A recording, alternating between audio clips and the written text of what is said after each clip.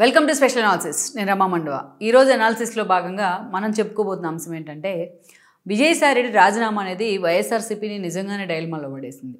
At the same time పార్టీకి రాజీనామా చేయడమే కాదు, ఆయన తన రాజ్యసభ సభ్యత్వాన్ని కూడా వదులుకోవడం అనేది మాత్రం ఆయన నమ్ముకున్న వాళ్ళు, పార్టీలో ఉన్నవాళ్ళు, ఆయన సన్నిహితులు కూడా డైజెస్ట్ చేసుకోలేకపోతూ ఉన్నారు.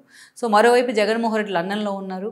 విజయసాయిరెడ్డితోని ధైర్యం చేసి ఆయన రాజీనామా చేయొద్దని ఆయన కన్విన్స్ చేసి ఆయన కూర్చోబెట్టి మాట్లాడే నేతలే వైఎస్ఆర్సీపీలో కరువయ్యారు.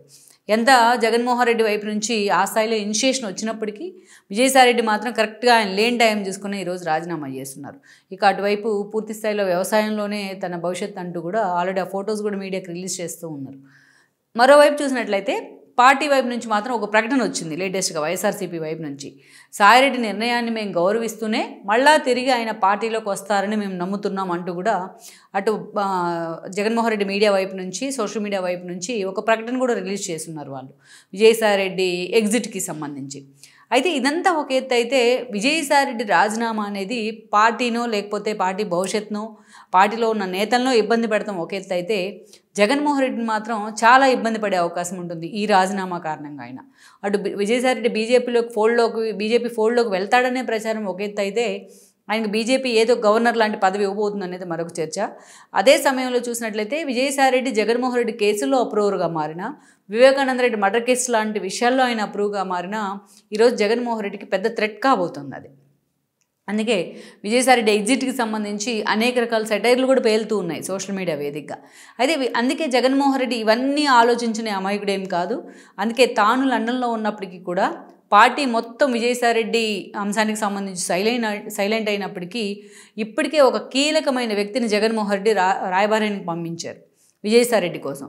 ఆయన ఎవరో కాదు, ఆయనే పిల్లి సుభాష్ చంద్రబోస్. ఇంతమంది నేతలు ఉంటే పిల్లి సుభాష్ చంద్రబోస్నే ఎందుకు పంపించారు అంటే దానికి ఇక్కడ ఒక ఘాటైన ఆన్సరే ఉంది. ఎందుకంటే పిల్లి సుభాష్ చంద్రబోసు చాలా లాయల్టీ ఉన్న వ్యక్తి జగన్మోహన్ రెడ్డికి. ఎంత లాయల్టీ ఉంది అంటే జగన్మోహన్ రెడ్డి తన తండ్రి చనిపోయిన క్రమంలో ఆ రోజు తన సీఎం పదవిని ఆశించారు కాంగ్రెస్ నుంచి. బట్ ఆ రోజున జగన్మోహన్ రెడ్డికి సీఎం పదవి ఇచ్చే పరిస్థితిలో కాంగ్రెస్ అధిష్టానం లేదు, రోసయ్యని సీఎం చేయడం జరిగింది. With immediate effect Jaganmohan Reddy Congress నుంచి ఎగ్జిట్ అయ్యాడు, అది కూడా ఓదార్పు పేరుతో. అక్కడి నుంచి చూసినట్లయితే జగన్మోహన్ రెడ్డితో పాటు మెజారిటీ నేతలు కాంగ్రెస్ నుంచి ఆయనతో పాటు నడవడం జరిగింది. వాళ్ళల్లో నడిచిన వాళ్ళు చాలామంది ఇప్పుడు లైక్ మనం అంబటి రాంబాబునో, జూపూడి లాంటి వాళ్ళు చాలామందిని చెప్పుకోవచ్చు. కానీ అలాంటి వాళ్ళు కాకుండా కీలక పదవుల్లో ఉన్న వాళ్ళు కూడా ఎగ్జిట్ అయ్యారు ఆ రోజున. అందులో మొట్టమొదటిగా మనం చెప్పుకోవాల్సింది కొండా సురేఖ అండ్ పిల్లి సుభాష్ చంద్రబోస్లే. వాళ్ళిద్దరూ కిరణ్ కుమార్ రెడ్డి క్యాబినెట్లో మంత్రులుగా ఉన్నారు. యాక్చువల్గా వైఎస్ చనిపోయినాడికి ఆయన వైఎస్ క్యాబినెట్లో వాళ్ళు మంత్రులుగా ఉన్నారు. ఆ మంత్రి పదవులు అలాగే రోసయ్య హయాంలో కూడా వాళ్ళు కంటిన్యూ అవుతూ వచ్చాయి అదే మంత్రి పదవులు. రోసయ్య క్యాబినెట్లో వాళ్ళు మంత్రులుగా ఉన్నారు.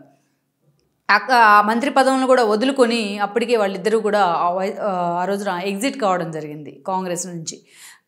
తమ మంత్రి పదవులను కూడా జగన్మోహన్ రెడ్డి కోసం వాళ్ళు త్యాగం చేశారు. ఆ స్థాయిలో జగన్మోహన్ రెడ్డిని నమ్ముకుని వాళ్ళు ఆయన వెంట నడవడం జరిగింది. ఆ తర్వాత రోజుల్లో జగన్మోహన్ రెడ్డి జైలుకి వెళ్ళిన తర్వాత జరిగిన అనేక పరిణామాల్లో సజ్జల రామకృష్ణారెడ్డి బ్రదర్స్తోని కొండా సురేఖకి విభేదాలు వచ్చాయి. ఆ తర్వాత రోజుల్లో ఆమె పార్టీ నుంచి కూడా ఎగ్జిట్ కావడం జరిగింది. ఇప్పటికీ అవకాశం వచ్చినప్పుడల్లా జగన్మోహన్ రెడ్డిని తిడుతూనే ఉంటుంది ఆమె. ఇప్పటికే మంత్రిగా ఉన్నప్పటికీ కూడా ఆ స్థాయిలో ఆమెను ఒక హ్యూమిలేట్ చేసి మరీ పార్టీ నుంచి ఎగ్జిట్ చేయించారు. జగన్మోహన్ రెడ్డి వెంట ఎంతమంది నడిచినా అంత అప్లాజ్ వచ్చింది మాత్రం వీళ్ళిద్దరికి. ఎందుకంటే ఏకంగా తమ రాజకీయ భవిష్యత్తునే జగన్మోహన్ రెడ్డి కోసం వీళ్ళిద్దరూ మంత్రి పదవులు త్యజించడం రూపంలో పణంగా పెట్టారు. ఇక ఆ పార్టీలో అంత లాయల్టీగా మిగిలిన వ్యక్తి పిల్లి సుభాష్ చంద్రబోస్. అందుకే జగన్మోహన్ రెడ్డి అప్పటి నుంచి ఇప్పటికి కూడా పిల్లి సుభాష్ చంద్రబోస్ విషయంలో అంతే సోబర్గా వ్యవహరిస్తూ వచ్చారు ఆయన. మనం చూసినట్లయితే 2014 ఎన్నికల్లో పిల్లి సుభాష్ ఆ రోజు పిల్లి సుభాష్ మంత్రి పదవికి రిజైన్ చేసినప్పటికీ కూడా టీడీపీ నుంచి తోట త్రిమూర్తులు పోటీ చేస్తే తోట త్రిమూర్తుల చేతిలోనే ఆయన ఓడిపోవడం జరిగింది. అక్కడి నుంచి మనం 14 ఎన్నికలు చూసుకున్నట్లయితే సాధారణ ఎన్నికలను వైఎస్ఆర్సీపీ ఫేస్ చేసింది. ఆ రోజు పిల్లి సుభాష్ కూడా రామచంద్రమ్మ నుంచి పోటీ చేసి బట్ ఆ రోజు కూడా ఓడిపోయారు ఆయన. అయినా సరే వైఎస్ఆర్సీపీలో అంతే గౌరవంగా ఆయన కొనసాగుతూ వచ్చారు. 2019 ఎన్నికలు వచ్చేటప్పటికే పిల్లి సుభాష్ చంద్రబోస్ ఆ రోజు తాను పోటీ చేయకుండా తన కొడుకును పోటీ చేయనివ్వకుండా తనకు అనుచరుడైన చెల్లుబోయిన వేణుగోపాల్కి ఆ టికెట్ ఇప్పించే ప్రయత్నం చేశారు. జగన్మోహన్ రెడ్డి కూడా వేణుగోపాల్ వైపు మొగ్గు చూపడం జరిగింది. ఆ ఎన్నికల్లో వేణుగోపాల్ గెలిచారు. జగన్మోహన్ రెడ్డి క్యాబినెట్లో మంత్రి అయ్యారు ఆయన. ఎక్స్పాన్షన్లో భాగంగా కూడా వేణుగోపాల్ మాత్రం జగన్మోహన్ రెడ్డి అదే స్థాయిలో ప్యాంపర్ చేస్తూ వచ్చారు. అయితే ఇక్కడ ఒక ట్విస్ట్ ఏంటంటే మనం చూసినట్లయితే ఫస్ట్ ఆఫ్ ఆల్ పిల్లి సుభాష్కు మంత్రి పదవి ఇచ్చారు జగన్మోహన్ రెడ్డి. ఓడిపోయినా సరే ఆయనకు మోపిదేవి వెంకటరమణ ఇద్దరికి కూడా ఎమ్మెల్సీ పదవులు ఇచ్చి, ఎందుకంటే మోపిదేవి లాంటి వాళ్ళు తన కేసులు ఆన్పిక్ కేసులు లాంటి వాళ్ళు వాటిలో జైలు శిక్ష అనుభవించి వచ్చారు కాబట్టి అంతే కన్సర్న్ ఉంది ఆయన మీద జగన్మోహన్ రెడ్డికి. వీళ్ళిద్దరికీ కూడా తను సీఎం కావడంతోనే తన ఫస్ట్ క్యాబినెట్లో మోపిదేవికి అండ్ దెన్ పిల్లి సుభాష్కు మంత్రి పదవులు ఇచ్చున్నారు. ఎప్పుడైతే జగన్మోహన్ రెడ్డి అమరావతిని వ్యతిరేకిస్తూ 3 రాజధానుల నిర్ణయం తీసుకున్నారు, 3 రాజధానుల నిర్ణయం సమయంలో ఆ రోజున కౌన్సిల్ని కూడా రద్దు చేయాల్సిన పరిస్థితి వచ్చింది జగన్మోహన్ రెడ్డికి. ఎందుకంటే మెజారిటీ ఆ రోజు టీడీపీకి ఉంది కౌన్సిల్లో. సిఆర్డీఏ రద్దు బిల్లు ఏదైతే ఉందో దాన్ని కౌన్సిల్ పెద్దల సభ ఆమోదించలేదు. ఈ కోపంలో జగన్మోహన్ రెడ్డి ఏకంగా ఎమ్మెల్సీల సభనే పెద్దల సభనే రద్దు చేద్దాం అనుకున్నారు. ఆ క్రమంలోనే ఆ రోజు మోపిదేవి అండ్ సుభాష్ ఇద్దరు కూడా రిజైన్ చేయాల్సి వచ్చింది. అయితే తిమ్మి పాపం తన మంత్రి పదవులు కూడా కోల్పోయినప్పటికీ జగన్మోహన్ రెడ్డి అదే స్థాయిలో వాళ్ళిద్దరికీ వెంటనే రాజ్యసభ సీట్లు కూడా కట్టబెట్టారు. ఇక అదే మోపిదేవి ఈ రోజున పార్టీ అలా ఓడిపోయిందో లేదో రాజ్యసభ సభ్యత్వాన్ని తీసుకెళ్లి టీడీపీ ఖాతాలో వేసేశారు. సానా సతీష్ రాజ్యసభ సభ్యుడు కూడా అయి ఉన్నారు ఈ రోజున. ఇక అక్కడి నుంచి చూస్తే పిల్లి సుభాష్ మాత్రం ఎన్ని ఆటంకాలు వచ్చినా జగన్మోహన్ రెడ్డితో ఇప్పటి వరకు సెయిల్ అవుతూ వచ్చారు.